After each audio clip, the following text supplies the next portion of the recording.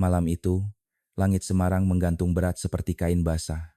Hujan tipis menetes dari genting tua Vihara Dharma Loka, menimpa halaman batu yang dipenuhi lilin dan dupa. Ribuan umat berdiri rapat, menundukkan kepala, melantunkan parita suci. Suara lonceng bergetar lembut di udara, memantul di dinding batu dan lenyap ke dalam kabut malam. Di sudut aula utama, Bayu Prasetya berdiri dengan seragamnya yang sederhana. Ia baru 2 bulan pindah tugas ke Divisi Kriminal Semarang, dan malam ini ditugaskan mengawasi perayaan Ulambana Malam Suci di mana doa dipanjatkan untuk arwah leluhur. Di sampingnya, seekor anjing tua berwarna coklat keemasan duduk tenang. Namanya si Gema. Anjing yang sudah menemaninya sejak masa-masa sulit, dulu pernah menyelamatkan nyawanya di operasi penangkapan perampok. Kini bulunya mulai memutih di sekitar moncong, tapi matanya masih tajam seperti pisau. "Tenang ya Gema, ini tempat suci," bisik Bayu pelan sambil mengusap kepala anjingnya. Gema menatap sejenak, lalu mengangguk kecil seperti mengerti bahasa manusia. Namun sejak melewati gerbang batu vihara, ada sesuatu yang berubah. Hidungnya bergerak cepat, mencium udara, lalu menggeram sangat lirih. Bayu sempat mengira mungkin karena bau dupa atau banyaknya orang, tapi detak di ujung tali membuatnya ragu. Ada sesuatu yang membuat anjing itu resah. Di hadapan mereka berdiri patung Avalokitesvara setinggi hampir 2 meter. Berdiri tegak di altar utama, diterangi cahaya lilin dari ratusan dupa. Patung itu telah berdiri di sana selama puluhan tahun, wajahnya damai, mata setengah terpejam, bibir melengkung dalam senyum welas asih. Setiap tahun, ribuan orang datang ke sini untuk berdoa dan meminta ketenangan. Namun malam itu, ketenangan berubah menjadi sesuatu yang dingin, nyaris menakutkan. Bayu menarik napas dalam, mencoba fokus pada tugasnya. Tapi Gema tidak bisa diam. Bulu di tengkuknya berdiri, dan ia menatap lurus ke arah patung itu. Pelan-pelan ia mengeluarkan suara rendah dari tenggorokannya. Suara yang bukan sekadar gonggongan melainkan peringatan. Suara parita berhenti satu persatu. Para biksu membuka mata. Umat saling berpandangan. Dan tepat saat Bante Wiratama, sang kepala vihara, mengucapkan doa terakhirnya, Gema tiba-tiba meloncat ke depan, menarik tali sekuat tenaga. Bayu menahan, tapi anjing itu sudah terlalu cepat. Dalam sekejap, ia berdiri di tangga altar, menggonggong keras ke arah patung. "Gema, duduk." Suara Bayu menggema di aula batu, namun suara gonggongan itu menelan semuanya. Anjing itu menatap patung tanpa berkedip, rahangnya tegang, dan dari matanya mengalir air bening, bukan air liur, tapi entah apa, mungkin naluri. Tiba-tiba, suara retak, krek, krek, terdengar dari kaki patung. Lilin-lilin di altar bergoyang oleh getaran halus. Seseorang menjerit, "Astaga, batu itu!" Dalam hitungan detik, bagian bawah patung retak memanjang, dan dari celah hitam itu keluar bau yang tak seharusnya ada di tempat suci. Bau anyir dan lembab, seperti darah lama yang terperangkap di batu. Orang-orang mundur panik. Bante Wiratama membeku, wajahnya memucat. Bayu menarik Gema menjauh, tapi anjing itu menolak. Tetap duduk di depan altar, menatap celah itu, seperti penjaga pintu neraka. Brak! Sebuah potongan batu jatuh ke lantai, menghantam lantai marmer dan pecah. Dan di antara debu putih yang berterbangan, sesuatu tergelincir keluar, segumpal rambut hitam, panjang, basah, meneteskan cairan ke tanah. Suara jeritan pecah serempak, beberapa wanita pingsan, beberapa berlari keluar. Bau busuk semakin menyengat, seolah udara sendiri menolak menampungnya. Di bawah cahaya lilin, Bayu melihat di antara rambut itu ada tulang putih kecil, retak dan kering. "Apa itu?" "Manusia," seseorang berbisik. Waktu seperti berhenti. Bante Wiratama tersandar di tiang kayu, wajahnya kaku, mata menatap patung seperti melihat dosa sendiri. Gema berhenti menggonggong. Ia duduk diam, kepalanya tegak, menatap tumpukan debu dan tulang itu dengan tenang seolah menilai. Akhirnya, kebenaran keluar juga. Bayu mengeluarkan radio dari sakunya, tangannya bergetar. "Markas, di sini Bayu. Temuan jasad manusia di dalam patung Vihara Dharma Loka. Lokasi butuh pengamanan segera." Tak lama, suara sirine mendekat dari kejauhan. Lilin-lilin padam oleh hembusan angin malam. Doa-doa terhenti. Vihara yang biasanya penuh damai kini menjadi tempat kejahatan. Di antara kepulan debu batu dan bau anyir, Bayu berdiri kaku, menatap celah gelap di kaki patung. Ia merasa seolah patung itu masih bernapas bukan dengan udara, tapi dengan rahasia yang baru saja terlepas. Dan di telinganya, suara Gema menggema lirih seperti bisikan. Tidak semua yang suci benar-benar bersih, Bayu. Kadang, yang suci justru tempat rahasia paling busuk disembunyikan. Pagi setelah malam panjang itu, hujan belum benar-benar pergi. Kabut tipis menggantung di halaman Vihara Dharma Loka, menempel di dedaunan bodi yang basah. Di antara garis polisi kuning yang melintang di pintu gerbang, Bayu Prasetya berdiri diam. Di tangannya, secangkir kopi hitam yang sudah dingin. Wajahnya tampak lelah, tapi matanya tajam seperti sedang membaca sesuatu yang tak terlihat. Di belakangnya, tim forensik sibuk bekerja. Setiap potongan tulang, setiap serpihan batu, dimasukkan dengan hati-hati ke kantong bukti.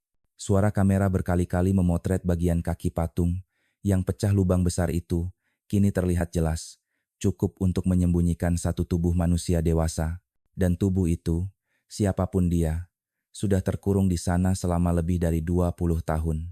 Gema berbaring di dekat pintu, kepala di atas kedua kakinya. Anjing tua itu tak menggonggong, hanya menggeram pelan setiap kali seseorang lewat terlalu dekat dengan altar. Bayu mengelus kepalanya lembut. "Tenang, nak. Kau sudah lakukan tugasmu," gumamnya. Seorang pria berjas abu-abu mendekat, membawa map. Dokter Dimas Harsono, dokter forensik, membuka topeng maskernya dan menghela napas berat. "Korban perempuan, umur sekitar 25, katanya.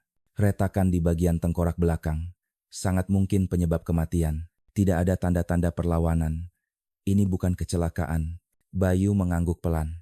"Berarti dia dibunuh sebelum dimasukkan ke dalam patung." "Ya," jawab dokter Dimas. "Dan lihat ini."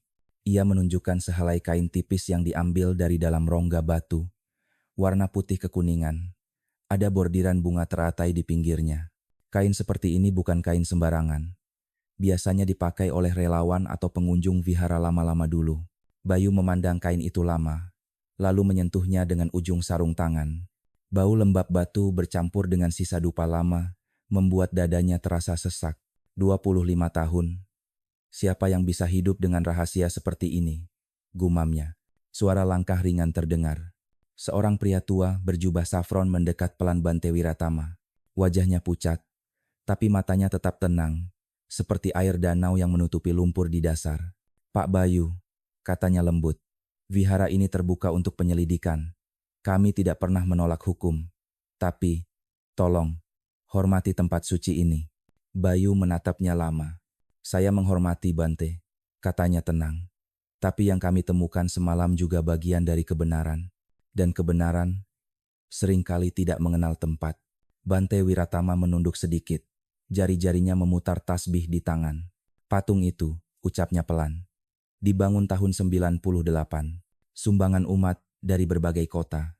Sejak berdiri, tidak pernah dibuka, tidak pernah diperbaiki." "Siapa yang memimpin pembangunannya?" tanya Bayu cepat. "Mandornya orang Klaten. Namanya Sumarno," jawab Bante. "Saya tidak ingat banyak. Sudah lama sekali."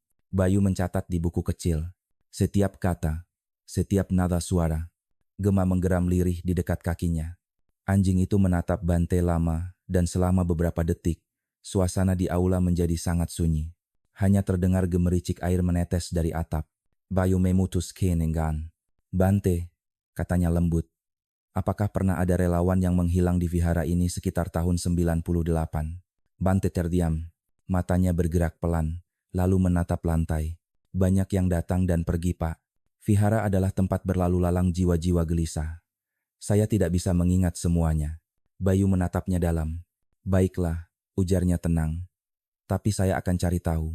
Ketika Bayu keluar dari aula, angin pagi bertiup dari arah timur, membawa aroma kayu basah dan abu dupa. Ia menatap ke arah halaman. Sinar matahari berusaha menembus kabut, tapi gagal. Dan entah kenapa, Bayu merasa ada sesuatu di balik kabut itu, sesuatu yang sedang mengintai. Sore harinya, Bayu duduk di meja kerjanya di kantor kriminal Semarang. Tumpukan arsip lama terbuka di depannya. Ia mencari daftar laporan orang hilang antara tahun 1997 dan 2000. Matanya berhenti di satu nama, Laras Weningtyas, lahir tahun 1973, Hilang bulan November 1998. Catatan kecil di bawahnya. Relawan di Vihara Dharma Loka. Dunia di sekitar Bayu seolah berhenti berputar. Nama itu terasa asing tapi indah. Dan di hatinya muncul rasa berat seperti seseorang baru saja memanggilnya dari masa lalu. Ia menatap Gema yang tidur di sudut ruangan. Sepertinya kita menemukan awalnya. Nak, katanya pelan. Malam itu, Bayu pergi ke Bekasi, ke alamat yang tercantum dalam arsip. Rumah sederhana dengan cat dinding mengelupas. Di halaman tumbuh bunga melati. Seorang wanita tua membuka pintu. Rambutnya putih seluruhnya. Matanya tajam meski tubuhnya ringkih. Ibu Sulastri? Tanya Bayu sopan. Perempuan itu mengangguk perlahan. Kau datang soal anakku ya? Suaranya gemetar tapi pasti. Bayu menunduk hormat. Kami menemukan sesuatu, Bu. Kami butuh bantuan ibu untuk memastikan apakah ini mungkin berkaitan dengan Laras. Ibu Sulastri terdiam lama, lalu masuk ke kamar. Ketika kembali, tangannya membawa sebuah kotak kayu kecil. Ia membukanya pelan. Di dalamnya ada foto tua seorang gadis muda berambut panjang, berdiri di depan patung Avalokitesvara yang belum selesai dipasang kepalanya. Ini terakhir kali aku melihatnya, bisik Ibu Sulastri. Hari itu, Laras pamit. Katanya ingin menenangkan diri di vihara setelah patah hati. Bayu menatap foto itu lama. Senyum Laras lembut, tapi matanya menyimpan kesedihan yang dalam. Di belakangnya, patung setengah jadi, rongganya terbuka. Bayu menghela napas, dada terasa berat.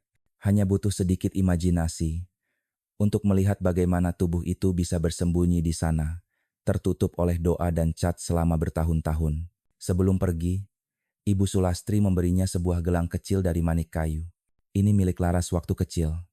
Kalau benar itu tulangnya, tolong biarkan aku mengenalinya. Bayu menerima gelang itu dengan hati bergetar.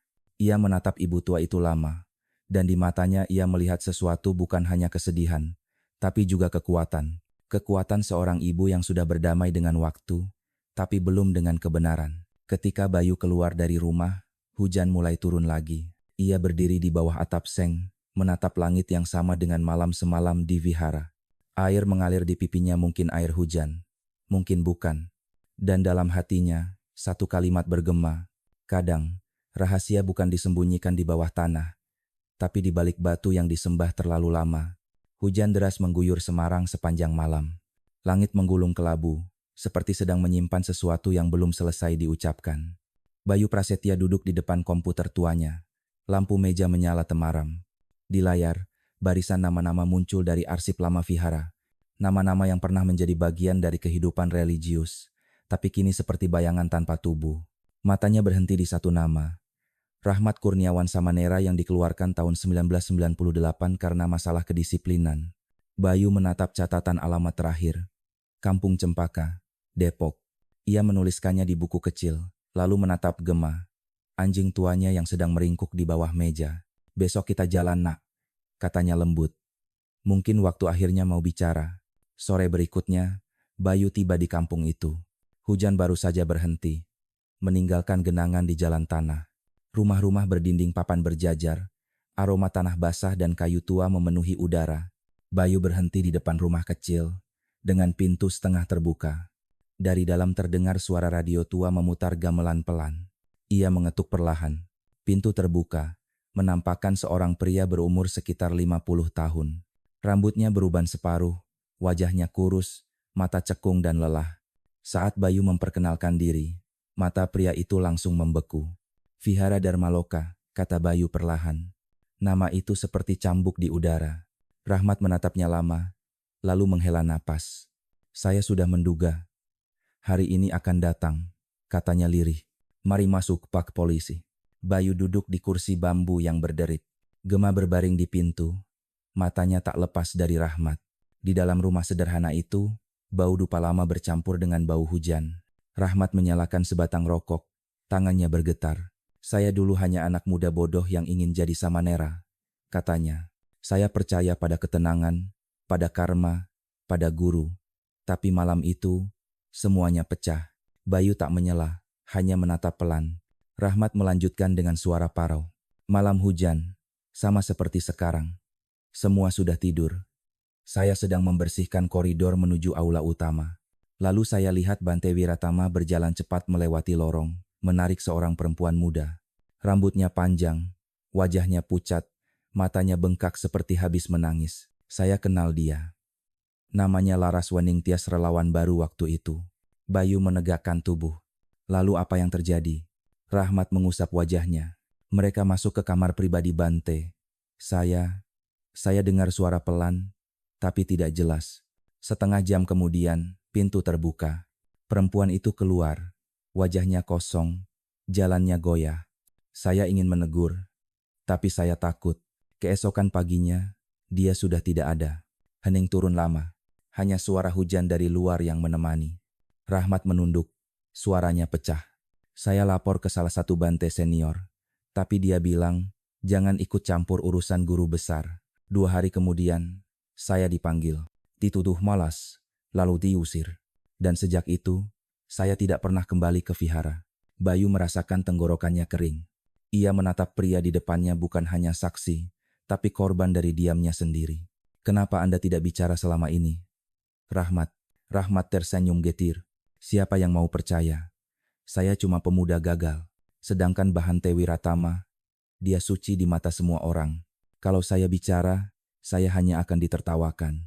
Dan jujur, saya takut. Sampai sekarang pun saya masih takut. Bayu menatapnya lama, lalu berkata pelan. Ketakutan yang Anda simpan 25 tahun, mungkin sekarang waktunya dilepaskan. Rahmat menggeleng lemah. Saya tidak kuat menanggungnya sendiri, Pak. Setiap malam, saya masih mimpi melihat mata perempuan itu. Dia tidak marah, hanya menatap, seperti minta tolong. Suara Rahmat pecah di ujung kalimat itu. Bayu mengeluarkan sapu tangan, meletakkannya di meja. Kalau kau mau, kami akan lindungi. Kesaksianmu bisa membuka kebenaran. Rahmat menatapnya lama, kemudian mengangguk kecil. Tapi kalau setelah ini saya hilang, tolong jangan diam, Pak. Bayu menatap balik dengan tatapan tegas. Saya janji, Rahmat, tidak akan ada lagi yang hilang. Saat Bayu melangkah keluar rumah, langit di barat memerah. Sinar matahari sore memantul di genangan air, menciptakan kilau seperti api kecil di tanah. Gema berdiri, mengibaskan ekor, lalu menatap jalan seolah tahu sesuatu yang berat baru saja dilepaskan. Bayu menatap langit, hatinya sesak tapi mantap. Suara Rahmat masih bergema di telinganya. Saya hanya ingin perempuan itu tenang. Di mobil, Bayu menempelkan foto Laras di papan kecil di dashboard. Gema menatap foto itu, mengeluarkan satu gonggongan pendek, dalam dan bulat. Bayu tersenyum kecil. Ya nak, kita di jalur yang benar. Malam turun. Di kejauhan, lonceng vihara berdentang satu kali suara panjang, dalam, seperti mengingatkan bahwa masa lalu belum selesai berbicara. Dan Bayu tahu, mulai malam itu, perjalanan menuju kebenaran tak akan bisa dihentikan lagi. Kantor kriminal Semarang sore itu tampak sunyi. Lampu neon di langit-langit berkelip-kelip, menambah kesan letih pada ruangan penuh berkas tua. Bayu Prasetya duduk di mejanya, menatap papan putih yang penuh coretan. Nama-nama, tanggal, panah merah, dan foto-foto hitam putih dari tempat kejadian. Di tengah papan, terpajang foto patung Avalokitesvara, dengan celah di kakinya tempat rahasia yang telah mengubah hidup banyak orang.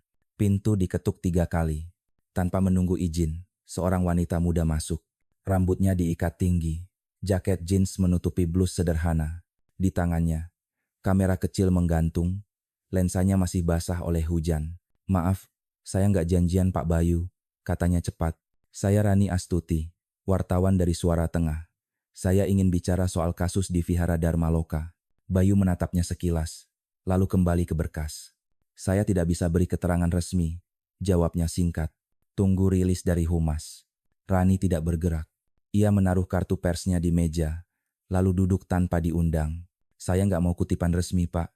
Saya cuma mau tahu, kenapa polisi diam soal identitas korban, dan kenapa Bhante Wiratama seolah dilindungi. Bayu menatapnya tajam. Nada suaranya tidak tinggi, tapi tegas. Saudari Astuti, kalau kau menulis berita berdasarkan gosip, banyak orang bisa celaka. Kasus ini rumit. Ada hal-hal yang tidak bisa diungkap sembarangan. Rani tersenyum kecil. Saya tahu, Pak. Tapi kadang kebenaran memang harus diseret keluar meski kotor, meski dingin. Ia mencondongkan tubuh ke depan, suaranya menurun.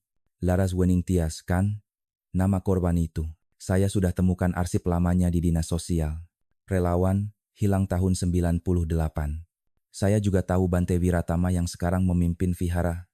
Dulu guru bimbing rohaninya. Bayu membeku. Butuh beberapa detik sebelum ia menjawab. Dari mana kau dapat itu? Rani mengangkat bahu. Dari jejak yang ditinggalkan waktu. Semua ada. Kalau kita mau lihat. Ia berdiri. Berjalan mendekati papan besar di dinding. Jarinya menyentuh foto patung yang retak. Ini bukan cuma berita kriminal, Pak. Ini tentang iman. Tentang bagaimana orang menutup mata karena takut dosa. Padahal justru dosa tumbuh dari ketakutan itu. Bayu menatapnya lama. Kata-katanya membuat hatinya bergetar. Rani masih muda. Tapi dalam sorot matanya ada sesuatu yang lama seperti seseorang yang sudah sering berhadapan dengan kehilangan. Kau percaya semua ini akan membuat perbedaan? Tanya Bayu. Rani tersenyum, samar. Saya percaya. Satu api kecil bisa menerangi 1000 malam, Pak. Dan kalau saya harus terbakar duluan, tidak apa-apa. Bayu menatap wajahnya lebih lama, lalu tertawa kecil bukan karena lucu, tapi karena kagum pada keberanian yang jarang ia lihat akhir-akhir ini. Ia merogoh sakunya, mengeluarkan flash disk kecil, meletakkannya di meja. Kalau kau benar-benar mau tahu, lihat ini. Tapi jangan sebarkan dulu. Itu hasil forensik sementara dan foto lapangan. Kalau sampai bocor, saya bisa kehilangan jabatan. Rani mengambil flash disk itu pelan, seperti menerima sesuatu yang berat. Terima kasih, Pak. Saya janji. Saya akan pakai ini dengan hati. Beberapa hari berikutnya, mereka bertemu diam-diam di sebuah warung kopi di dekat pelabuhan lama. Tempatnya kecil, hanya ada suara gelas dan lagu keroncong pelan dari radio tua. Bayu datang dengan pakaian biasa, tanpa seragam. Gema duduk di bawah meja. Ekornya menggoyang pelan setiap kali Rani datang membawa 2 cangkir kopi. Rani membuka laptopnya, menunjukkan foto hasil forensik. Ini, Pak, katanya, menunjuk layar. Lihat bagian kain yang ditemukan di dalam patung. Saya sudah tanyakan ke salah satu perajin patung di Jepara. Katanya, resin yang dipakai untuk menutup rongga itu bukan bahan biasa. Campurannya dipakai pada proyek cepat tahun 98 karena bahan impor langka waktu itu. Bayu menatapnya. Artinya, pembuatan patung memang tergesa-gesa. Rani mengangguk. Dan lihat ini. Ada catatan biaya di majalah internal vihara tahun itu. Ada nama. Sumarno. Mando dari Klaten. Saya cari di catatan sipil dia masih hidup. Bayu menarik napas panjang. Kepingan demi kepingan mulai pas. Ia menatap Rani. Suaranya pelan tapi penuh tekad. Kalau benar, kita sudah dekat dengan orang yang tahu segalanya. Rani menatap balik. Mungkin, Pak. Tapi ingat, makin dekat ke kebenaran, makin banyak mata yang memperhatikan. Ketika mereka keluar dari warung, langit sore Semarang berwarna oranye tua. Angin laut membawa bau garam dan besi tua dari pelabuhan. Gema berjalan di depan.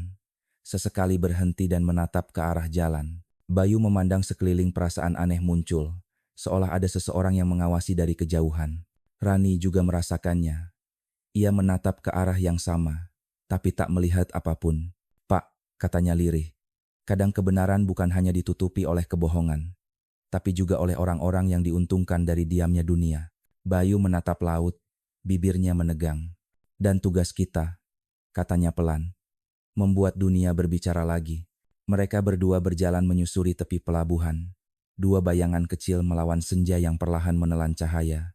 Dan di kejauhan, lonceng vihara kembali berdentang sekali panjang dan berat, seperti napas masa lalu yang belum selesai. Kereta menuju Klaten melaju perlahan menembus kabut pagi. Di luar jendela, sawah hijau membentang, berembun, seolah baru saja bangun dari tidur panjang.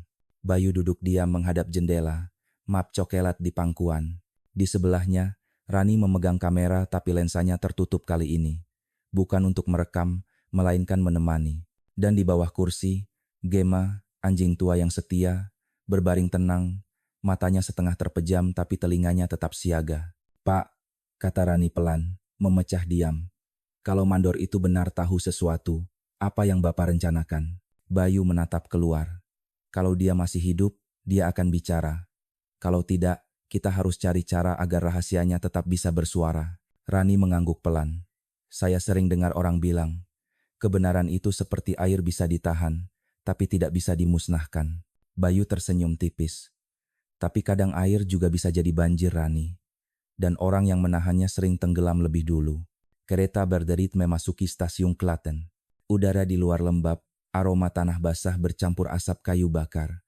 Seseorang sudah menunggu mereka di pintu keluar, seorang pria muda, cucu Pak Sumarno, bernama Bagas. Tubuhnya kurus, matanya waspada. "Bapak sudah tua sekali, Pak," katanya setelah Bayu memperkenalkan diri. Beliau sering bicara sendiri tentang batu yang bernapas. Kadang malam-malam teriak minta ampun. Bayu menatap Rani sekilas. "Boleh kami menemuinya?"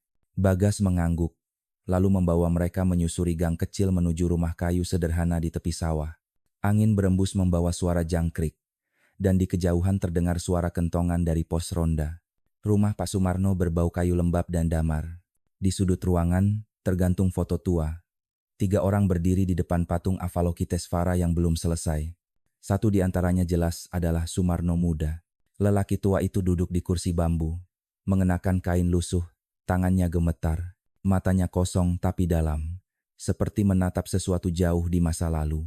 "Pak Sumarno," sapa Bayu lembut, "saya dari kepolisian. Kami ingin bertanya sedikit tentang pekerjaan Bapak di Vihara Dharma Loka tahun 98. Sumarno tidak langsung menjawab. Ia mengangkat wajah pelan, menatap Bayu lama, lalu berkata lirih, "Kalau saya bicara, apa saya masih sempat diampuni?" Suara itu begitu kecil, tapi cukup untuk membuat bulu kuduk Rani berdiri. "Kami tidak datang untuk menghakimi," jawab Bayu perlahan. "Kami hanya ingin kebenaran." Sumarno menatap keluar jendela. Hujan mulai turun rintik. "Waktu itu, kami disuruh kerja cepat. Bante Wiratama bilang, patung harus selesai dalam 10 hari. Saya bilang mustahil, tapi dia marah. Katanya, jangan banyak tanya, kerja saja." Rani mendekat, memegang buku catatannya. "Siapa yang bersama Bapak waktu itu?" "2 orang, Tarto dan Mimin," jawab Sumarno pelan. "Dua-duanya sudah meninggal. Tapi saya masih ingat malam ke-7. Ia berhenti. Tangannya gemetar hebat. Bayu mengambil segelas air, memberikannya perlahan. Sumarno minum, lalu menatap mereka dengan mata yang mulai basah. Malam itu, vihara sepi. Bante datang membawa peti kayu. Katanya, isinya bahan tambahan. Tapi waktu saya buka sedikit, saya lihat rambut hitam panjang terurai keluar. Saya mau teriak, tapi dia tatap saya. Tajam sekali. "Kalau kau bicara," katanya, "keluargamu tak akan selamat." Rani menutup mulutnya. Bayu menatap Sumarno dalam-dalam. "Dan setelah itu, kami membuat rongga di perut patung. Dia suruh kami tuang campuran cepat, resin dan semen. Kami menutupnya, lalu cat sampai tak ada bekas. Dia bilang, itu untuk menutup karma buruk dunia. Tapi sejak malam itu, saya tidak pernah bisa tidur nyenyak. Kadang saya dengar suara perempuan menangis dari batu. Hening menelan ruangan. Hujan di luar kini deras, menimpa atap seng dengan irama yang menekan dada. Gema berdiri. Bulunya berdiri sedikit, seperti menangkap aroma lama dari dalam rumah. Sumarno menunduk, menangis tanpa suara. Saya pikir waktu akan menghapus dosa saya, tapi ternyata tidak. Setiap kali saya dengar lonceng vihara di radio, dada saya sesak." Bayu meletakkan tangannya di bahu lelaki tua itu. "Pak Sumarno, Anda baru saja melakukan sesuatu yang benar. Rahasia ini tidak akan terkubur lagi." Sumarno menatapnya, air mata menetes di pipi keriputnya. "Kalau begitu, tolong satu hal, Pak Polisi, buka patung itu. Biar dia pulang." Ketika mereka keluar dari rumah, hujan reda perlahan. Langit kelabu, tapi ada cahaya matahari yang menembus tipis di antara awan. Rani berjalan pelan di belakang Bayu. Ia tidak berkata apa-apa selama beberapa menit. Lalu akhirnya berbisik, "Pak, saya rasa malam ini kita tidak hanya membawa bukti, kita membawa pengakuan." Bayu mengangguk pelan. "Ya, tapi pengakuan tanpa tindakan hanya jadi cerita. Sekarang saatnya kita bawa cahaya itu kembali ke tempat ia seharusnya bersinar." Gema menggonggong sekali keras, pendek, seolah mengamini. Mereka bertiga berdiri di tepi jalan tanah yang basah, memandang sawah yang dipenuhi kabut tipis. Dan di kejauhan, suara lonceng vihara seakan terdengar kembali, panjang, lembut, tapi kali ini tidak menenangkan. Kali ini, seperti suara seseorang yang akhirnya siap untuk didengar. Langit Semarang sore itu abu-abu tua. Hujan tipis turun, membasahi halaman kantor kriminal yang dipenuhi kendaraan dinas.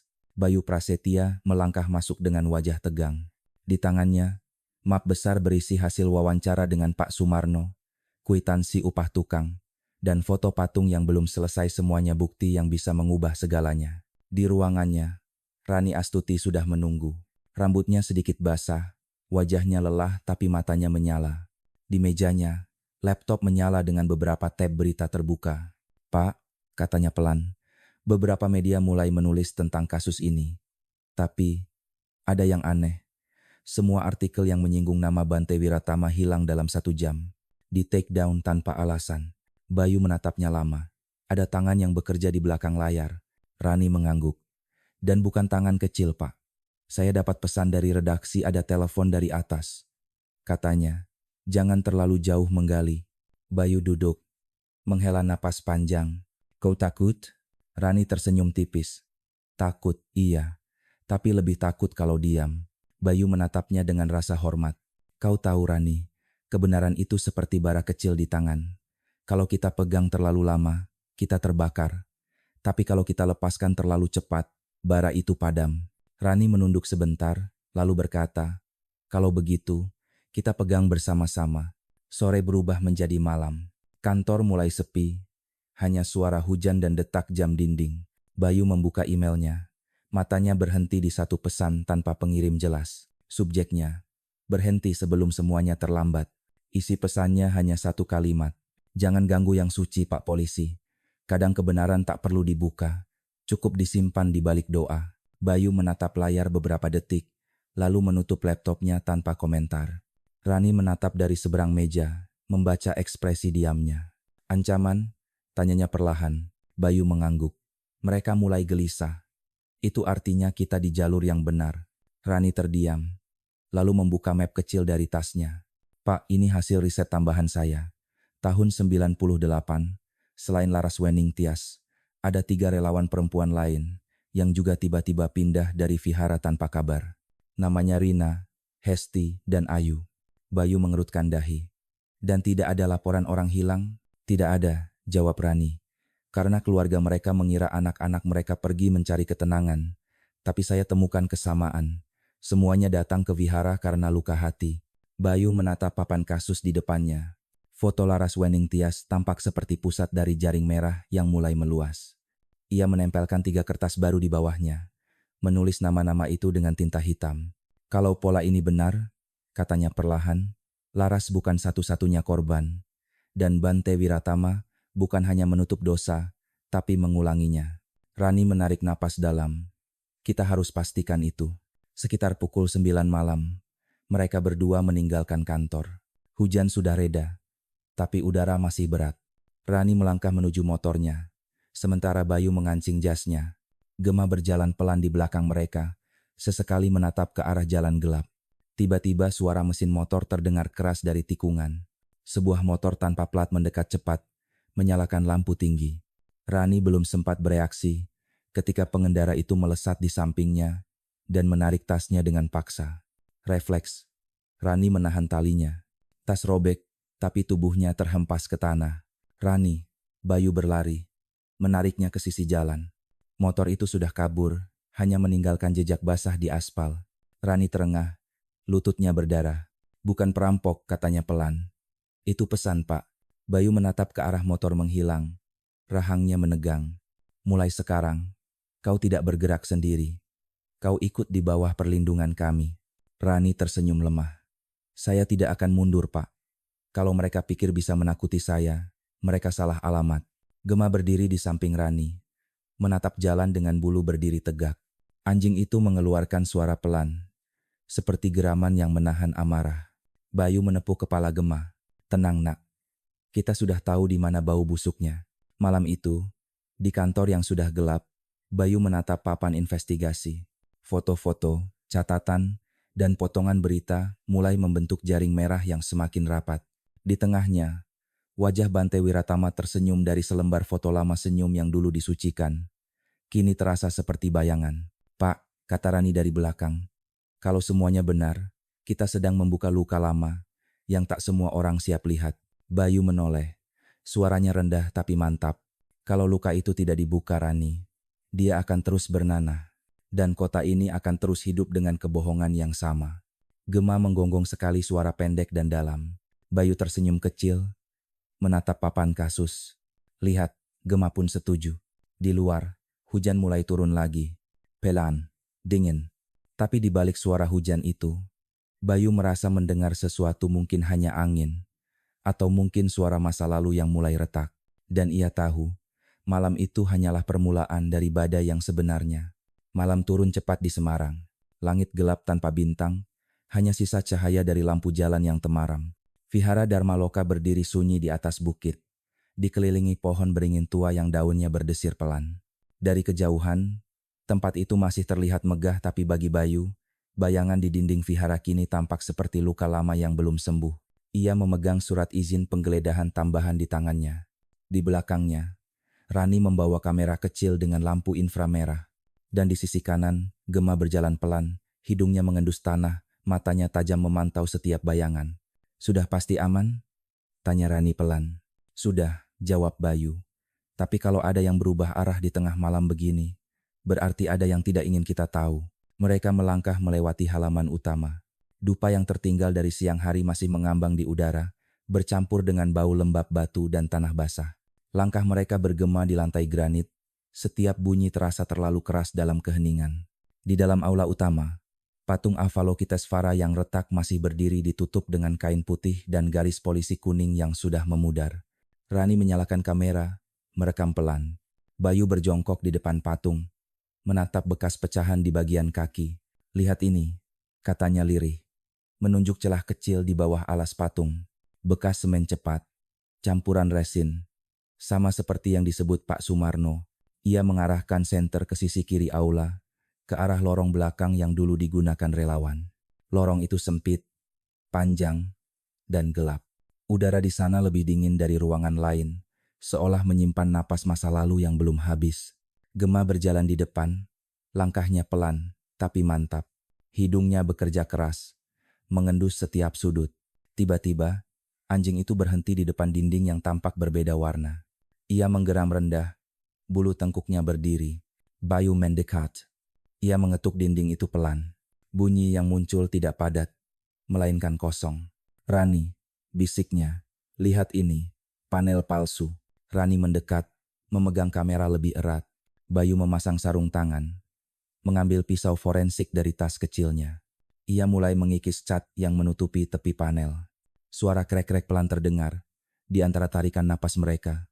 Dinding itu tampak seperti kulit tua yang mulai terbuka. Setelah beberapa menit, Bayu menyelipkan linggis kecil ke celah. Satu hentakan perlahan dan panel itu bergeser.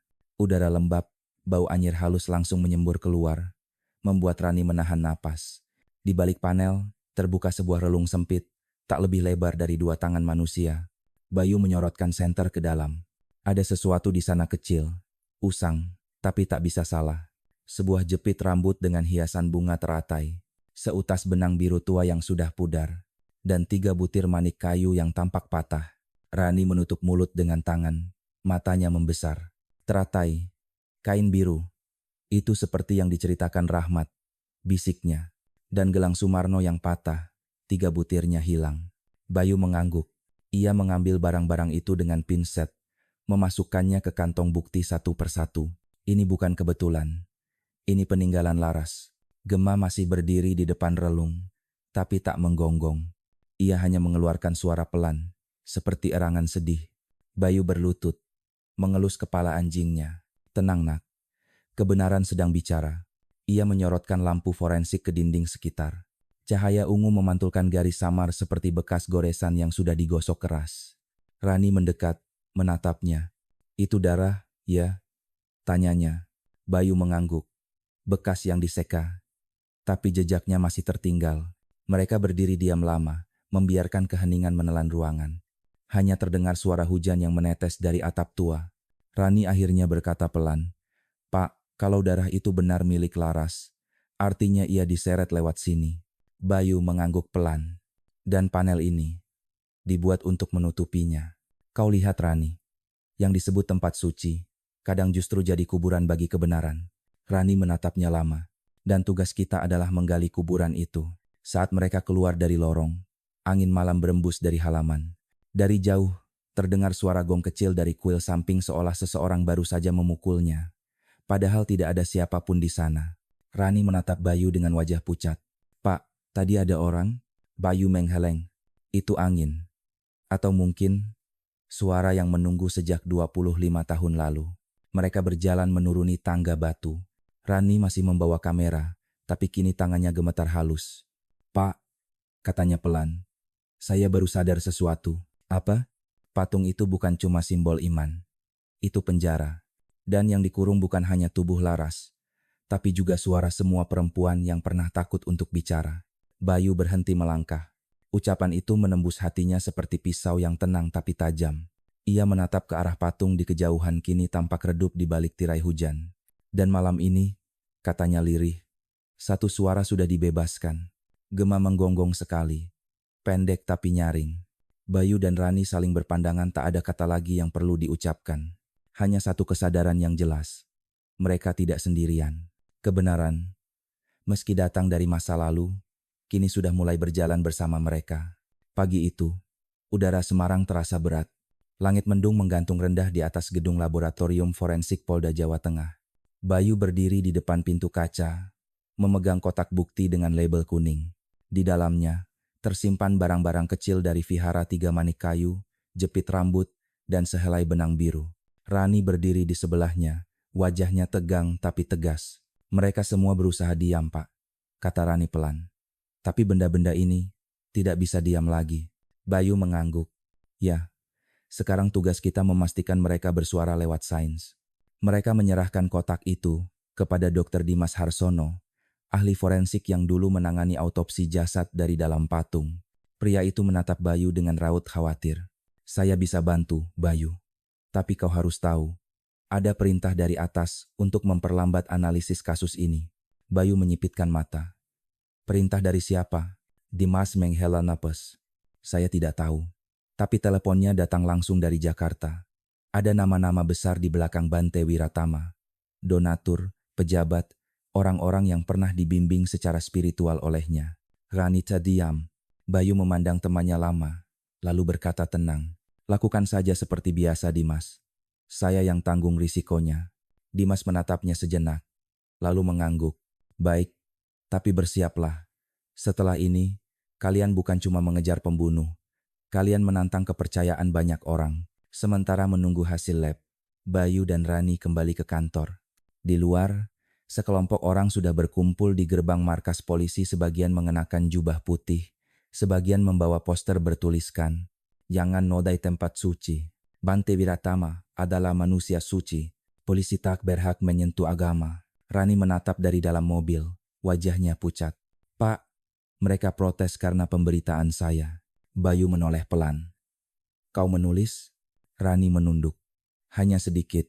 Bukan nama, bukan detail. Tapi seseorang pasti bocorkan info bahwa saya dan Bapak terlibat." Bayu terdiam. Suara massa di luar semakin keras, campuran doa dan amarah yang aneh. Ia tahu betul di negara yang beragama, kebenaran kadang bisa kalah oleh keyakinan. Gema menggonggong pelan di kursi belakang, seperti ikut merasa tegang. Bayu mengelus kepala anjing tua itu. "Tenang, Nak.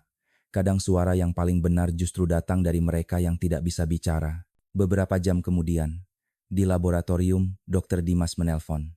Suaranya terdengar bergetar, campuran kaget dan tegang. "Bayu, hasilnya keluar. Darah di dinding lorong cocok dengan DNA tulang dari patung.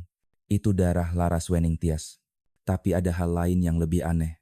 Kami menemukan sidik jari Bante Wiratama di lapisan resin yang menutup panel." Bayu menutup matanya sejenak. Suara hujan di luar terdengar semakin keras, seperti gemuruh dunia yang baru sadar. "Ini artinya," kata Rani pelan, "dialah yang menutupnya dengan tangannya sendiri." Bayu mengangguk. "Dan artinya, doa yang dia pimpin selama 25 tahun, dipanjatkan di atas dosa sendiri." Namun kemenangan kecil itu tak berlangsung lama. Sore harinya, Bayu dipanggil ke ruang atasannya, Komisaris Utama Santoso. Pria paruh baya itu menatapnya tajam begitu Bayu masuk.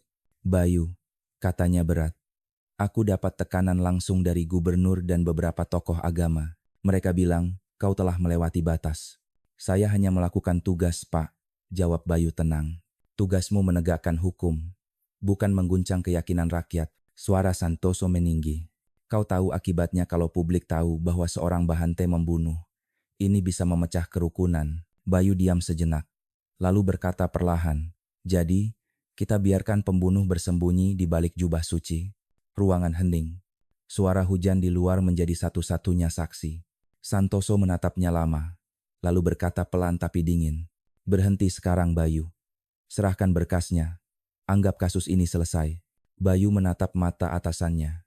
Maaf, Pak, saya tidak bisa. Karena kalau saya berhenti hari ini, saya harus berhenti jadi manusia. Santoso tak menjawab. Ia hanya memalingkan wajah dan berkata datar. Kalau begitu, mulai besok kau bukan bagian dari tim penyidik. Bayu berdiri, memberi hormat singkat, lalu keluar tanpa sepatah kata.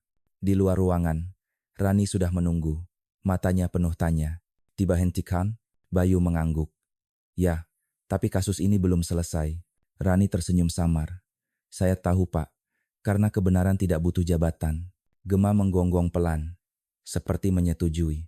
Bayu menatap anjingnya, lalu berkata lirih. Kalau hukum tak mau bicara, maka kita biarkan suara nurani yang berbicara. Malam itu, mereka bertiga duduk di warung kecil di tepi sungai Semarang. Hujan sudah berhenti, hanya sisa air yang menetes dari atap seng. Rani membuka laptop, menyalakan koneksi modem kecil. Apa yang kau lakukan? Tanya Bayu. Hani tersenyum pelan. Menyebarkan kebenaran. Tapi bukan lewat media besar, lewat orang biasa. Forum, blog, media kecil. Biar dunia tahu bahwa patung itu bukan tempat suci, tapi tempat seseorang dikurung dalam doa yang salah. Bayu menatapnya lama, lalu berkata, kau sadar risikonya? Rani mengangguk. Ya, tapi saya lebih takut mati dalam diam. Bayu tersenyum, lelah tapi bangga. Baiklah Rani, kita mulai menyalakan api. Gema menggonggong sekali, keras dan jernih. Suara itu bergema di antara dinding-dinding sempit warung, seperti tanda persetujuan dari sesuatu yang lebih besar. Dan malam itu, tanpa sadar, mereka telah membuka pintu baru, pintu yang akan membawa mereka, bukan hanya pada kebenaran, tapi juga bahaya yang belum pernah mereka bayangkan. Sudah lewat tengah malam, ketika Bayu terbangun oleh suara langkah di luar jendela. Rumahnya gelap, hanya cahaya lampu jalan yang menembus tirai tipis. Ia bangkit perlahan, memegang pistol dinas yang masih disimpannya meski sudah dinonaktifkan dari tugas. Angin berembus lembut dari celah pintu, tapi di antara desir itu, ada suara lain langkah ringan, berpasir, seperti seseorang sedang mengitari rumahnya. Gema, panggil Bayu pelan. Tidak ada jawaban. Biasanya, anjing tua itu akan menggonggong, atau setidaknya menyala kecil dari teras belakang. Tapi malam itu, hanya kesunyian yang menjawab, kesunyian yang terlalu tenang untuk menjadi aman. Ia membuka pintu perlahan. Halaman tampak kosong. Hujan baru saja berhenti, meninggalkan genangan air di jalan. Tapi di tanah basah itu, ada jejak sepatu besar, berat, dan baru. Bayu menelusurinya dengan senter kecil. Napasnya teratur tapi tegang. Jejak itu berhenti di pagar, lalu hilang. Tapi di tiang pagar, ia menemukan sesuatu tergantung kalung Gema. Rantai logam itu dingin di tangannya, dan di bagian bawahnya ada noda merah gelap. Bayu berdiri diam lama, lalu ia menatap langit, menahan napas. Di matanya, ada kilatan amarah yang selama ini ia kendalikan. Kalau kalian menyentuh anjingku, berarti kalian sudah datang terlalu jauh. Keesokan paginya, Bayu mendatangi rumah Rani. Pintu depan terbuka sedikit, dan aroma dupa samar menyambut dari dalam. Rani, panggilnya. Tak ada sahutan, ia melangkah masuk, pistol di tangan. Ruang tamu berantakan, kursi terbalik, kaca pecah, dan laptop Rani tergeletak di lantai dengan layar retak. Di dinding, tertulis dengan cat merah, hentikan, dosa tak perlu diungkit. Bayu menggigit bibir, rahangnya menegang. Ia mencari ke kamar belakang, dan di sana ia menemukannya Rani, terduduk di sudut ruangan. Wajahnya pucat, tangannya masih memegang kamera yang pecah separuh. Rani. Bayu segera berlutut di sampingnya. Wanita itu menatapnya dengan mata berkaca. Mereka datang, Pak. 2 orang. Mereka tidak ambil barang, cuma rusak semuanya. Salah satu dari mereka bisik di telingaku. Berhenti, sebelum kau dikubur di balik batu seperti dia. Bayu memejamkan mata. Ia tahu ini bukan lagi sekadar ancaman, ini perang terbuka. Sudah lapor ke polisi setempat? Rani tersenyum pahit. Siapa yang mau dengar? Nama mereka lebih besar dari kita, Pak. Bayu mengangguk perlahan. Ia menatap dinding yang kotor oleh tulisan merah itu, lalu berkata, kalau mereka mau menakuti, artinya mereka takut. Dan kalau mereka takut, artinya kita sudah dekat. Rani menatapnya. Air mata mulai jatuh. Pak, kalau sesuatu terjadi pada saya, tolong teruskan cerita ini. Jangan biarkan Laras jadi nama di arsip saja. Bayu menatapnya tajam. Tidak akan ada yang terjadi padamu, Rani. Kita sudah datang sejauh ini. Sekarang kita harus berdiri, bukan bersembunyi. Malam berikutnya, Bayu kembali ke rumah. Ia duduk di beranda, memegang kalung gema di tangannya. Angin malam berembus pelan, membawa bau tanah basah dan sedikit aroma darah yang masih menempel di logam itu. Bayu memejamkan mata, mengingat semua suara gema selama ini, gonggongan pertama di vihara, langkah setia di belakangnya, kehangatan yang tidak bisa diganti. Maaf nak, bisiknya. Mungkin aku terlambat melindungimu. Suara lirih angin menjawab, seolah dunia sendiri ikut berduka. Tapi di sela suara itu, Bayu mendengar sesuatu. Suara rintihan pelan dari arah gang belakang rumah. Ia berlari, menembus kegelapan, dan di sana di bawah tumpukan kardus, ia menemukan Gema. Anjing tua itu penuh luka, bulunya basah oleh darah, tapi matanya masih hidup. Ia mencoba berdiri, menggoyang ekor perlahan. Gema. Suara Bayu serak. Ia mengangkat tubuh anjing itu dengan hati-hati, membawanya masuk. Rani datang tak lama kemudian, membawa perban dan air hangat. Dia masih bernafas, katanya. Sepertinya cuma luka sabetan di sisi tubuh. Mereka mau menakuti, bukan membunuh. Bayu membersihkan luka itu perlahan. Tangannya gemetar. Berarti mereka masih butuh kita hidup, katanya lirih. Karena permainan ini belum selesai. Rani menatapnya.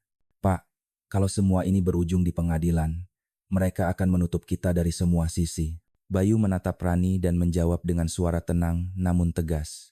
Kalau pintu hukum ditutup, kita buat jendela kebenaran sendiri. 3 hari kemudian, Bayu dan Rani menggelar konferensi kecil rahasia di rumah seorang aktivis HAM tua, Ibu Wening, di pinggiran Salatiga.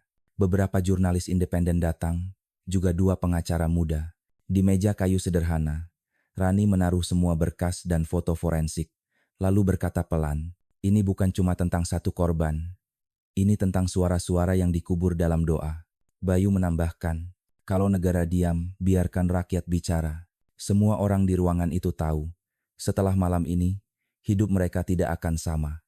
Tapi di antara rasa takut, ada sesuatu yang tumbuh, ketenangan yang datang dari kebenaran.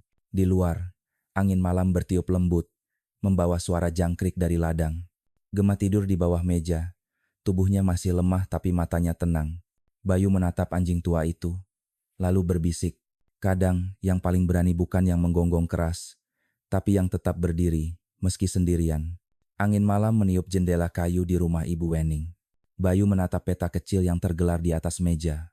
Di atasnya, foto-foto dan potongan dokumen bertebaran laporan forensik, surat-surat lama, dan salinan berkas internal kepolisian yang tak pernah dipublikasikan. Rani duduk di seberang, mengetik cepat di laptop bututnya. Gema tidur di dekat kaki Bayu, perutnya naik turun pelan. Untuk pertama kalinya, sejak semua ini dimulai, ruangan itu terasa damai.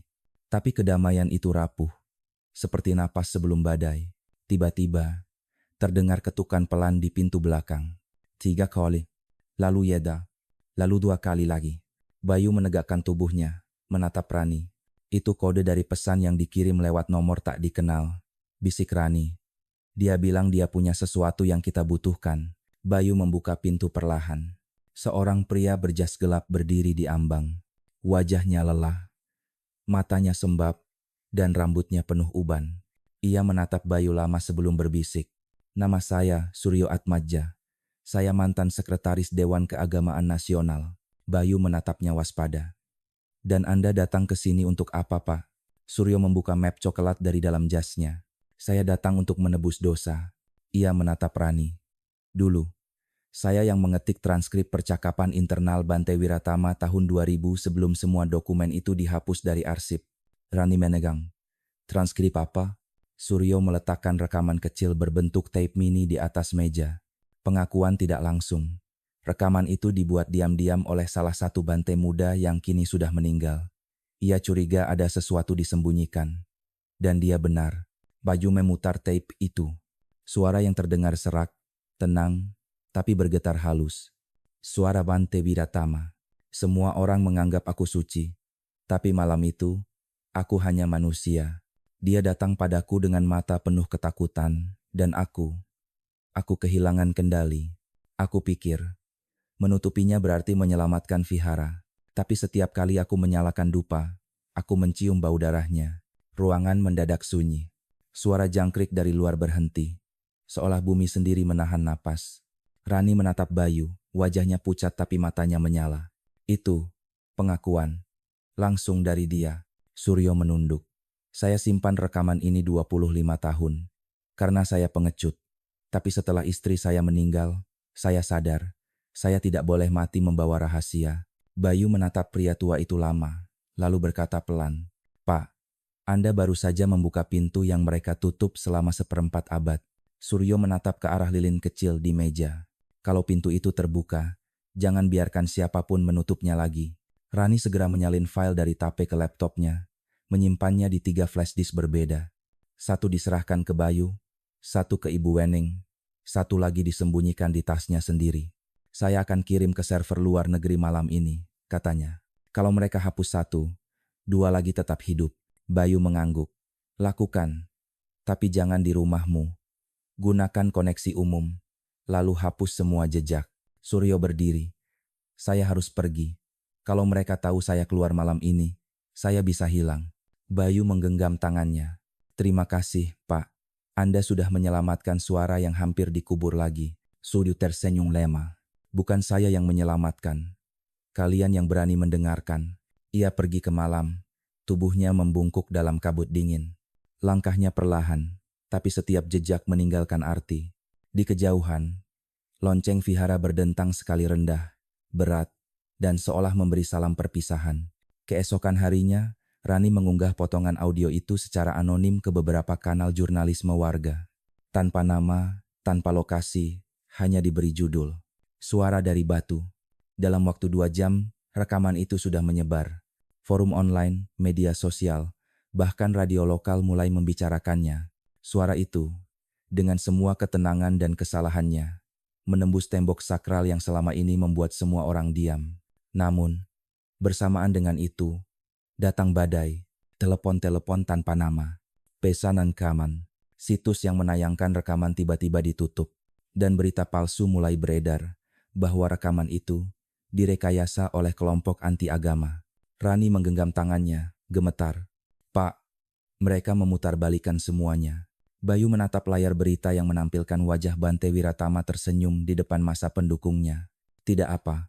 Mereka boleh membalikkan narasi, tapi mereka tidak bisa menghapus suara." Hani menggela napas. "Lalu apa langkah kita selanjutnya?" Bayu tersenyum samar, tapi matanya keras. "Kita tunjukkan bukti sains DNA, resin, darah, semuanya. Dan kalau hukum negeri ini menolak, kita serahkan ke hukum yang lebih tinggi, hukum kebenaran yang tak bisa dibungkam." Malam itu, mereka kembali ke Vihara untuk terakhir kali. Kali ini tidak sembunyi-sembunyi. Di depan kamera kecil yang disembunyikan di tas Rani, Bayu berbicara pelan tapi jelas. "Tempat ini pernah menjadi altar doa, tapi selama 25 tahun, ia juga menjadi kuburan rahasia. Hari ini, kita kembalikan maknanya, bukan untuk menjatuhkan, tapi untuk membersihkan." Ia menatap patung Avalokitesvara yang kini tinggal setengah, dikelilingi debu dan lilin-lilin mati. Gema berdiri di sampingnya, menatap ke arah altar yang kosong.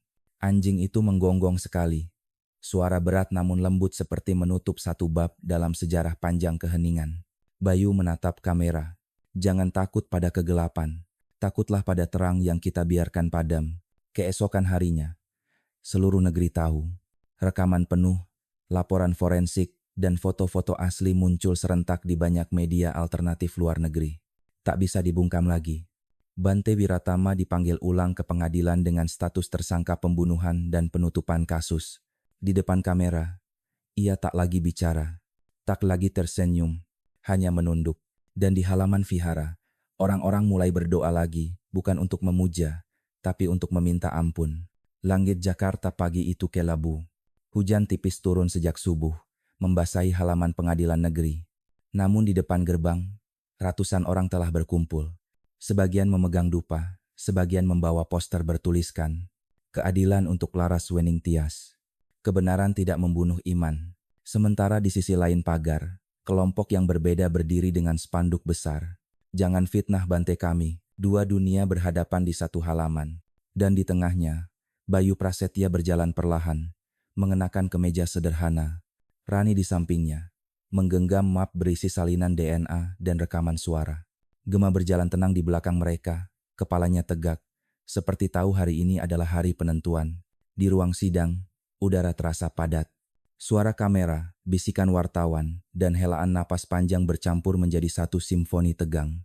Di kursi terdakwa, Bante Wiratama duduk tegak. Jubah kuningnya rapi, tapi wajahnya pucat. Matanya tak lagi menatap siapapun, hanya ke meja kayu di depannya. Hakim mengetuk palu. Sidang perkara pembunuhan dan penutupan kasus atas nama terdakwa Bante Wiratama dinyatakan dibuka. Jaksa berdiri, membacakan dakwaan, bahwa pada tahun 1998, terdakwa secara sadar menutup kematian seorang relawan perempuan bernama Laras Weningtyas dengan cara menyembunyikan jasadnya di dalam patung suci Vihara Dharma Loka, serta melakukan manipulasi terhadap proses hukum. Setiap kata jatuh seperti batu di dalam ruangan yang sunyi. Saksi pertama, Dr. Dimas Harsono, ahli forensik. Ia menjelaskan tentang DNA darah di dinding, kecocokan resin, dan jejak sidik jari di sambungan patung. Kami menemukan bukti kuat bahwa tangan terdakwa pernah menyentuh resin penutup patung tersebut, dan material yang digunakan sama persis dengan bahan di gudang vihara. Hakim mengangguk. Ruang sidang bergetar oleh bisikan kecil para pengunjung. Saksi berikutnya, Suryo Atmaja, pria tua yang dulu datang diam-diam membawa rekaman. Suara Suryo serak, tapi tegas. "Saya datang bukan untuk menjatuhkan seseorang, tapi untuk mengangkat kebenaran yang terkubur. Saya menyimpan rekaman itu 25 tahun, dan hari ini saya menyerahkannya sebagai suara penyesalan saya sendiri." Ketika rekaman diputarkan, ruang sidang menjadi beku. Suara Bante Wiratama memenuhi ruangan. "Aku pikir menutupinya berarti menyelamatkan vihara. Tapi setiap kali aku menyalakan dupa, aku mencium bau darahnya." Beberapa orang menangis, yang lain menunduk. Bahkan hakim pun menutup mata sebentar sebelum melanjutkan. Rani maju sebagai saksi terakhir. Wajahnya pucat, tapi tatapannya mantap. "Saya bukan jurnalis besar. Saya hanya perempuan yang percaya bahwa suara korban harus didengar. Laras tidak mati untuk dilupakan. Ia mati agar kita berhenti menutup mata pada kekerasan yang berselimut kesucian." Suara tepuk tangan kecil terdengar di sudut ruangan sebelum hakim mengetuk palu lagi untuk menenangkan suasana. Tapi semua orang tahu kata-kata itu sudah menjadi bagian dari sejarah. Ketika tiba giliran Bante Wiratama bicara, ruangan menahan napas. Pria tua itu menunduk lama, jemarinya berhenti memutar tasbih. Lalu ia berkata dengan suara hampir berbisik, "Saya salah. Saya percaya bahwa menjaga nama baik vihara lebih penting daripada kebenaran. Tapi sekarang saya tahu kesucian tanpa kejujuran hanyalah bayangan." Laras tidak pantas mati dalam diam. Beberapa pengikutnya menangis. Ada yang menunduk, ada yang beranjak pergi. Kebenaran akhirnya keluar tidak dengan amarah, tapi dengan pengakuan. Hakim menghela napas panjang. Hukum bukan untuk membalas, tapi untuk menegakkan keseimbangan. Terdakwa dinyatakan bersalah menutupi tindak pidana pembunuhan dan menyembunyikan jenazah. Pengadilan menjatuhkan hukuman penjara 20 tahun. Suara palu jatuh. Ruangan seketika hening. Hujan di luar berhenti. Bante Wiratama berdiri pelan, menunduk ke arah Ibu Wening yang duduk di bangku belakang. "Doakan agar arwahnya tenang," katanya lirih sebelum dibawa keluar. Sore itu, Bayu dan Rani keluar dari gedung pengadilan. Langit cerah dan sinar matahari jatuh lembut di wajah mereka. Di tangga pengadilan, wartawan berkerumun. Satu di antaranya bertanya lantang, "Pak Bayu, apakah Anda puas dengan keputusan ini?" Bayu berhenti sejenak, menatap kamera. Tidak ada kepuasan dalam tragedi. Kebenaran bukan kemenangan. Kebenaran adalah pengingat bahwa keadilan tidak boleh menunggu doa, tapi harus lahir dari keberanian. Rani berdiri di sampingnya, matanya berkaca. Di bawah, Gema menggonggong pelan, seolah menegaskan kalimat terakhir tuannya. Malam itu, di Vihara Dharma Loka, lilin-lilin kembali dinyalakan. Patung yang dulu jadi kubur rahasia kini telah diganti. Di bagian dadanya, dibiarkan rongga kecil terbuka dengan kaca bening. Cahaya lilin dari dalam berpendar lembut, seperti jantung yang berdenyut. Di bawahnya, terukir satu kalimat. Untuk Laras Weningtyas yang mengajarkan kita bahwa kesunyian bukan selalu damai. Bayu berdiri di halaman, menatap patung itu lama. Rani di sampingnya, dan Gema duduk tenang di kaki mereka. Semua sudah selesai, kata Rani pelan. Bayu menggeleng. Belum, kebenaran tidak pernah selesai. Tapi malam ini, mungkin kita bisa beristirahat sebentar. Rani tersenyum. Untuk pertama kalinya, ya, di langit, hujan berhenti sepenuhnya. Dan di antara gemuruh doa yang perlahan kembali terdengar, satu suara menggema lembut, suara anjing tua yang menggonggong sekali. Lalu diam, seperti mengantar arwah menuju ketenangan. Sudah 6 bulan berlalu sejak Palu Hakim mengetuk. Jakarta kembali ke ritme biasa, kemacetan, suara klakson, dan hujan sore yang datang tanpa janji. Namun bagi Bayu Prasetya, setiap suara hujan masih mengingatkannya pada malam ketika patung itu pecah. Ia kini tinggal di rumah kecil di daerah Ambarawa. Tidak lagi memakai seragam. Tidak lagi memegang senjata. Setiap pagi, ia menyiram bunga dan menulis laporan kecil yang tak pernah dikirim kemanapun. Rani menyebutnya catatan untuk Tuhan, karena hanya Tuhan yang tahu beratnya hati seorang mantan penyidik yang kehilangan segalanya demi kebenaran. Di teras rumah, Gema berbaring di bawah sinar matahari. Luka di tubuhnya sudah sembuh, tapi langkahnya kini lambat, matanya mulai keruh.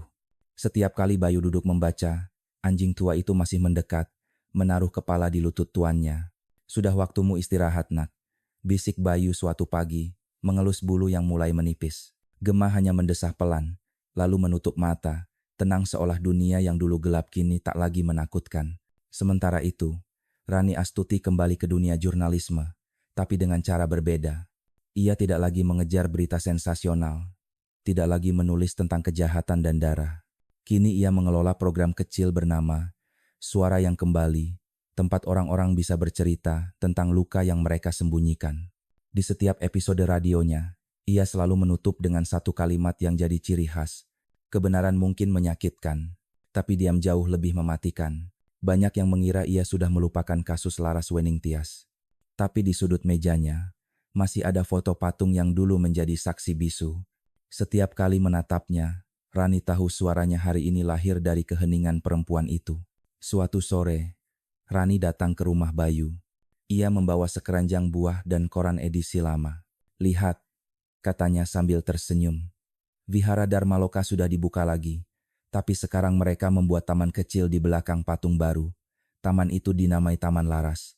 Bayu menatap foto di koran halaman hijau dengan bunga teratai di kolam kecil. Di tepinya ada prasasti, untuk mereka yang pernah hilang, tapi tidak dilupakan. Bayu menatapnya lama. Lucu ya, katanya perlahan. Dulu tempat itu penuh rahasia. Sekarang jadi tempat orang datang untuk menenangkan diri. Rani duduk di sampingnya. Mungkin begitulah cara semesta menebus kesalahan manusia. Mereka diam. Hanya angin sore yang lewat di antara bambu di belakang rumah. Dari kejauhan terdengar suara gamelan dari pura kecil di lereng bukit lembut, seperti doa yang tidak butuh kata. Menjelang malam, Rani pamit. Bayu mengantarnya sampai pagar. Tepat sebelum masuk mobil, Rani berbalik dan berkata pelan, "Pak, kalau besok ada cerita baru, apakah Bapak akan ikut menulis lagi?" Bayu tersenyum kecil. "Mungkin tidak. Saya sudah menulis cukup banyak di kepala. Sekarang biar dunia yang menulis sisanya." Rani mengangguk. Dunia beruntung pernah punya orang seperti Bapak. Bayu tertawa pelan. "Bukan dunia, Ran. Hanya satu anjing, satu perempuan, dan satu kebenaran kecil yang akhirnya bisa bernapas." Beberapa hari kemudian, Gema meninggal dalam tidurnya. Bayu menguburnya di bawah pohon beringin kecil di belakang rumah. Tempat yang dulu sering jadi tempat anjing itu, berbaring menatap langit. Di atas pusaranya, Bayu menaruh kalung logam kecil yang dulu penuh darah. Kini sudah berkarat. Ia menatap tanah basah itu lama, lalu berbisik, Kau bukan hanya anjing penjaga. Jalu, kau saksi. Dan semua kebenaran butuh saksi yang setia. Angin sore menyentuh dedaunan, membawa suara lembut seperti napas yang panjang. Bayu menutup matanya. Untuk pertama kalinya dalam bertahun-tahun ia tidak mendengar jeritan, tidak mencium bau darah, hanya keheningan yang damai. Beberapa minggu kemudian, Rani mengudara lagi di siaran radionya. Kali ini, ia membaca surat dari pendengar tanpa nama. Saya dulu salah satu umat di vihara itu. Saya marah ketika berita tentang Bante keluar. Tapi setelah semua terbuka, saya sadar iman saya tidak hilang, justru bertumbuh. Karena sekarang saya tahu, yang suci bukan orangnya, tapi keberanian untuk berkata benar. Rani menatap mikrofon, tersenyum pelan. Ia menatap keluar jendela studio, matahari tenggelam di barat. Langit berwarna jingga dan ungu. Dan di hatinya, ia tahu, kisah Laras, Bayu, dan Gema sudah selesai. Tapi maknanya baru saja mulai hidup di hati orang lain. Pagi di Ambarawa selalu datang pelan. Kabut tipis menyelimuti sawah. Burung-burung kecil menari di antara ranting basah. Dan matahari muncul perlahan dari balik bukit. Di teras rumahnya, Bayu Prasetya duduk sendirian dengan secangkir teh panas di tangan. Rambutnya kini memutih, tapi wajahnya tenang seperti orang yang akhirnya berdamai dengan masa lalunya. Di sebelah kursinya ada pot kecil berisi bunga teratai. Bunga itu tidak tumbuh di air, tapi di tanah, kering dan sederhana. Bayu menatapnya lama. Lucu, gumamnya pelan. Teratai seharusnya hidup di lumpur. Tapi kadang, bahkan di tanah keras pun, ia bisa tetap mekar. Dari kejauhan, terdengar suara kendaraan berhenti di depan rumah. Rani Astuti turun dari mobil, membawa kamera kecil dan buku catatan tua. Wajahnya tampak lelah, tapi matanya tetap bersinar seperti dulu. Pak Bayu, sapanya hangat. Saya baru pulang dari Semarang. Taman Laras sekarang penuh pengunjung. Orang-orang datang bukan hanya berdoa, tapi juga menulis pesan untuk orang yang mereka cintai. Semua dindingnya penuh kata. Maaf, rindu, terima kasih. Bayu tersenyum. Itu bagus. Akhirnya vihara itu jadi tempat orang menyembuhkan diri, bukan menyembunyikan dosa. Rani duduk di sampingnya. Kadang saya masih dengar orang bilang Bapak bodoh, karena kehilangan pekerjaan hanya untuk kasus lama yang sudah dilupakan orang. Tapi bagi saya, Bapak itu salah satu orang paling bebas yang pernah saya kenal. Bayu menatap langit biru yang mulai cerah. Bebas itu bukan berarti tidak punya beban, Ran. Bebas itu, ketika beban itu sudah tidak mengikat hati lagi. Ia menyesap tehnya perlahan. Dulu saya pikir kebenaran harus diperjuangkan dengan marah. Tapi ternyata, kebenaran hanya butuh satu hal, ketulusan untuk mendengarkan. Mendengar orang lain, mendengar hati sendiri, bahkan mendengar kesunyian. Rani mengangguk pelan. Kesunyian yang jujur, lebih keras dari 1000 teriakan. Siang itu, mereka berdua berjalan ke belakang rumah, ke tempat Gema dimakamkan. Angin lembut berembus di antara daun bambu. Bayu menabur bunga teratai di atas tanah yang sudah ditumbuhi rumput hijau. Rani berjongkok, mengelus batu nisan kecil bertuliskan nama anjing itu. Dia tidak pernah takut ya Pak. Bayu tersenyum tipis. Dia tidak tahu takut. Bagi Gema, kebenaran hanya soal bau. Kalau salah, dia gonggong. Mungkin kita, manusia, yang terlalu banyak berpikir sampai lupa cara mengenali yang benar. Rani tertawa pelan, tapi matanya berkaca. Kalau dunia punya lebih banyak manusia seperti Gema, mungkin tidak akan ada Laras lain. Bayu menatap jauh ke sawah, di mana kabut mulai naik dari tanah. Tidak ada dunia yang sempurna, Ran. Tapi ada dunia yang terus belajar. Beberapa bulan kemudian, Rani menulis buku. Judulnya, Ketika Batu Menjadi Cahaya.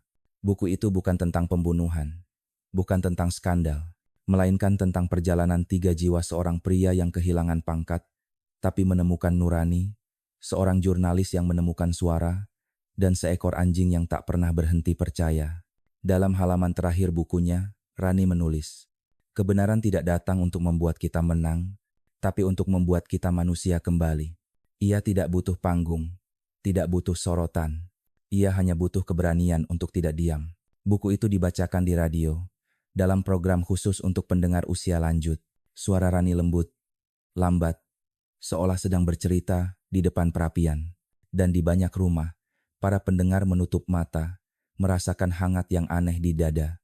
Seperti mendengar kembali suara masa muda mereka, suara yang dulu berani berkata, yang benar, Tetap benar. Suatu sore, di Taman Vihara Dharma Loka, seorang anak kecil berdiri di depan kolam teratai. Ia membaca prasasti di batu. Untuk Laras Weningtyas yang mengajarkan bahwa kesunyian bukan selalu damai. Anak itu bertanya pada ibunya, "Bu, siapa Laras?" Ibunya tersenyum dan menjawab pelan, "Dia perempuan yang berani berkata benar." Meski semua orang menutup telinga, anak itu mengangguk, lalu melempar bunga teratai kecil ke air. Bunga itu mengapung perlahan, menyentuh pantulan langit senja yang keemasan. Dan pada saat itu, entah bagaimana, dunia terasa sedikit lebih ringan. Malam turun di Ambarawa. Bayu duduk di teras, menatap langit penuh bintang. Ia tidak lagi menunggu apapun, tidak menunggu pengakuan, tidak menunggu keadilan, bahkan tidak menunggu akhir. Ia hanya menikmati keheningan yang dulu selalu ia takutkan. Dari kejauhan, suara lonceng vihara terdengar lembut, ritmis, seperti napas yang teratur. Bayu menutup mata, mendengarkannya, dan di antara gema lonceng itu, ia merasa mendengar suara lama, suara Laras, suara Rani, dan gonggongan kecil gema yang bergema di hati. Tidak semua keheningan adalah akhir, Bayu. Kadang, itu hanya cara semesta berkata, "Sekarang kau boleh tenang." Bayu tersenyum. Teh di tangannya sudah dingin, tapi hatinya hangat. Ia menatap bintang terakhir di langit dan berbisik, "Selamat tidur, Laras. Selamat jalan, Gema. Dan terima kasih sudah mengajarkan arti keberanian." Cahaya lilin kecil di meja bergoyang ditiup angin, lalu padam perlahan tapi bukan dalam gelap, melainkan dalam kedamaian.